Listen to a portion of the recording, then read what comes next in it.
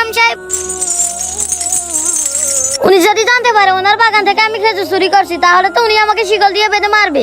ও ও ও ও আল্লাহ, আমি ইমাম সাহেবের হাত থেকে কিভাবে বাঁচবো?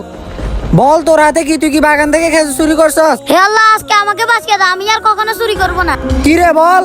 দাঁড়ান ইমাম সাহেব, এই খেজুর আমি আমার দরিদ্রতার কারণে চুরি করছি। আমার অসুস্থ বাবা কয়টা খেজুর খাইতে চাইছিল, আমার কাছে খেজুর কেনার মতন টাকা নাই, তাই আমি খেজুর চুরি করছি। তোর কথা যদি সত্যি হয় তাহলে তো ঠিক আছে, আর যদি মিথ্যা হয় আমার শিকলের মায়ের খবর তো তুই জানোস। চল, তোর অসুস্থ বাবার কাছে নিয়ে চল।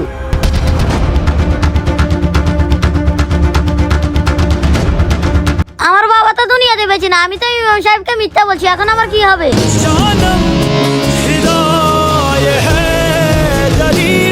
তোমার অসহায়তা দেখে তোমাকে ছেড়ে দিলাম।